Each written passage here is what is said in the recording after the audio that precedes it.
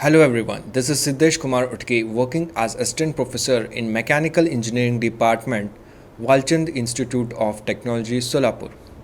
So today we'll be discussing about happiness. Learning outcomes. At the end of this session, students will be able to explain about happiness, explain about prevailing notions of happiness.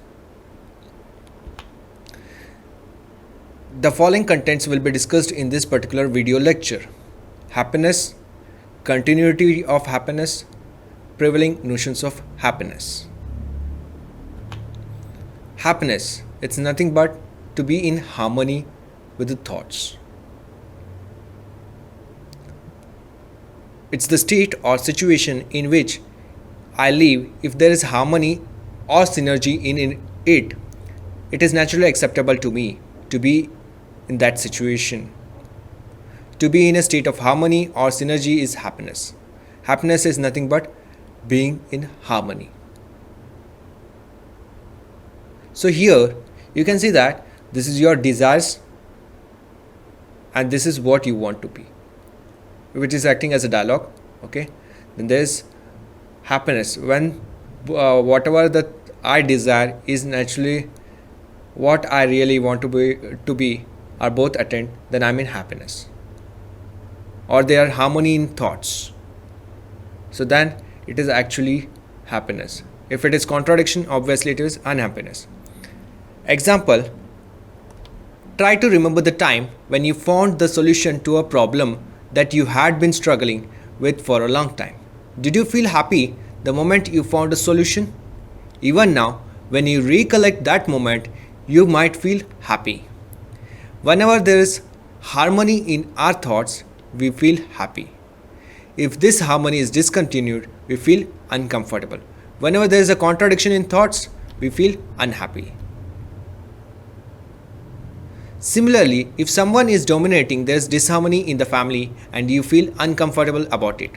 Some exploration will show that when we are in a state of harmony within, we feel happy because that state is naturally acceptable to us. This state or situation of natural acceptance is happiness. Let's take a situation. Say you met a dear friend for whom you have a feeling of respect. He also reciprocates with respect for you. When you meet, you shake hands. This is the expression of feeling of respect. The question is, do you want the feeling of respect to continue?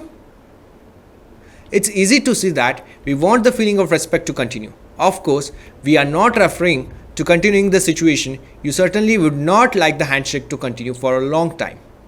It is the continuity of harmony that we are seeking. In this case, it is the feeling of respect that we want to continue to have. Further, we can see that not only do we want to continue to be in a state of harmony, we would like to share it with others and to extend it as far as possible. For example, when we have a feeling of affection for someone in the family, it leads to a state of harmony within, and we want to continue with it. We also want to extend it to the others in the family. Ultimately, we want to ensure this feeling of harmony with everyone. The state or situation in which there is disharmony or contradiction in it, it is not naturally acceptable to me to be in that state or situation. To be forced in a state or situation which is not naturally acceptable is unhappiness. Unhappiness equal to disharmony. For an example, you are sitting in a lawn with a close friend, a friend with whom you have a feeling of affection, unconditional affection. You are sitting together for hours without much exchange of words. Will you be in a state of happiness within or unhappiness within? Similarly, when you are sitting in the office of your boss with whom you have a feeling of opposition, waiting for taking instructions from him, he is looking into something and you are waiting, sitting together for even a few minutes without any transaction of words. Will you be in a state of happiness within or unhappiness? Obviously, in case 1, you are in a state of happiness as you are having a feeling of affection, which is naturally acceptable to you. Whereas in case 2, you are in a state of unhappiness as you are having a feeling of opposition, which is not naturally acceptable to you. Program for continuity of happiness. Now, for the continuity of happiness, we have to look into the total possibility of our being. Ensuring harmony in every aspect of living would lead to continuity of happiness.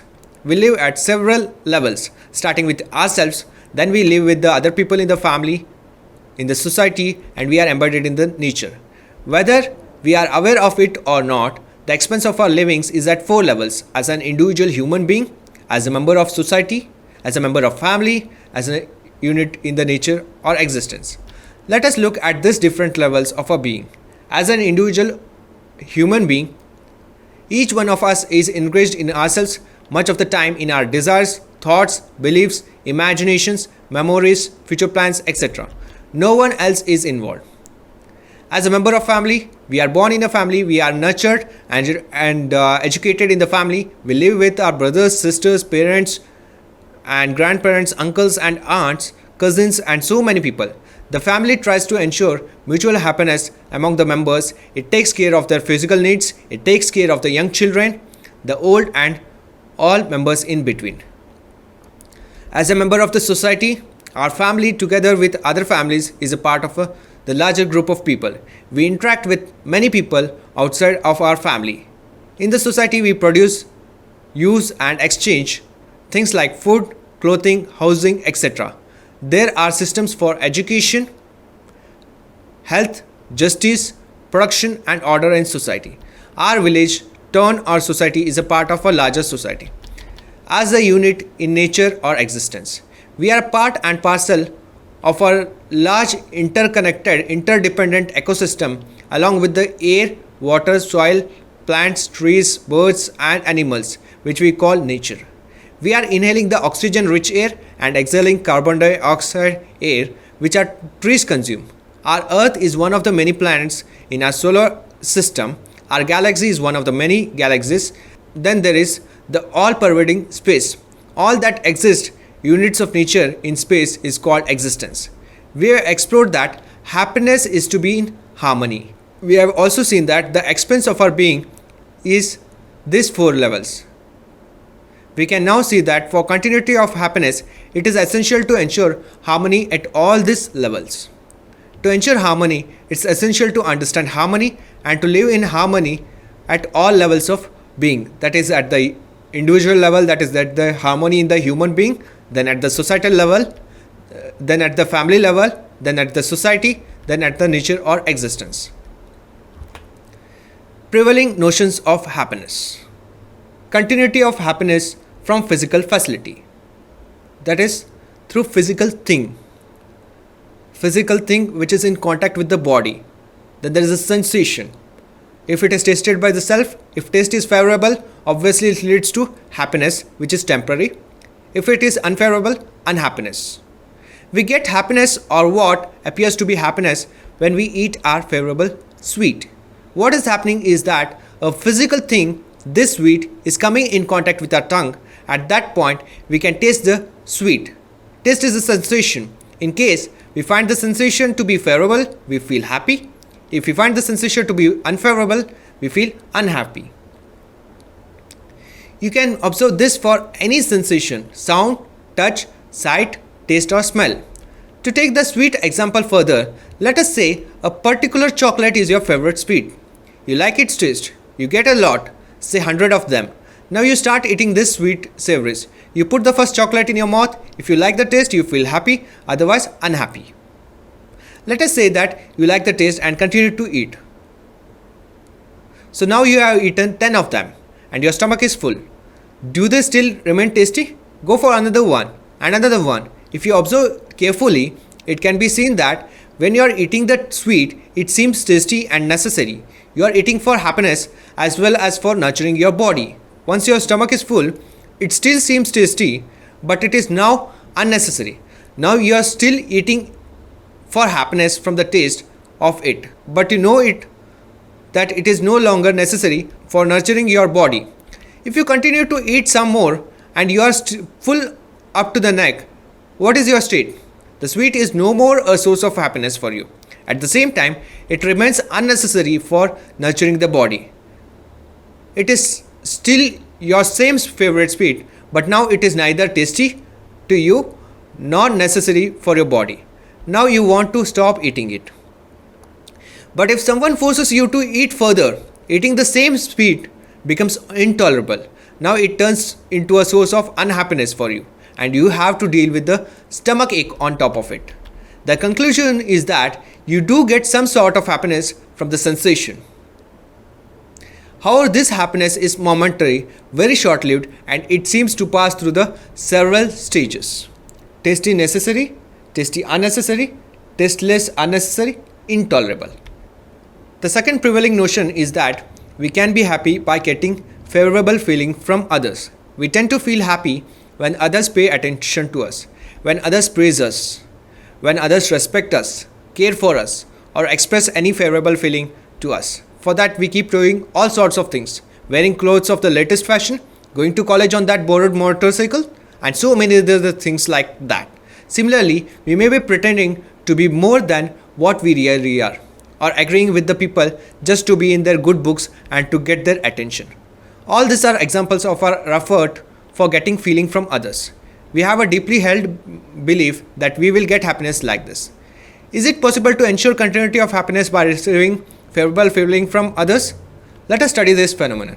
Other human being, expression of feeling, feeling received and evaluated by self. If feeling is favorable, happiness. If feeling is unfavorable, unhappiness. When someone is expressing a right feeling like respect, that is naturally acceptable for you. You like to receive that feeling, you feel happy. Of course, if the other is expressing emotions that are not naturally acceptable to you, example disrespect, you feel unhappy. For example, you wear an exclusive dress while going for a party. Your expectation is that you will be noticed in the party. People will compliment you, and this will make you happy. You enter the door and the host appreciates your dress. You feel happy. Next minute, another person points out that this dress is now out of fashion.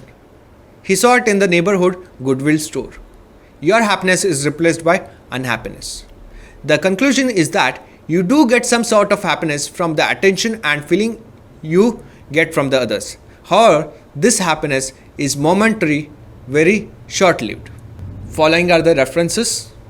Thank you.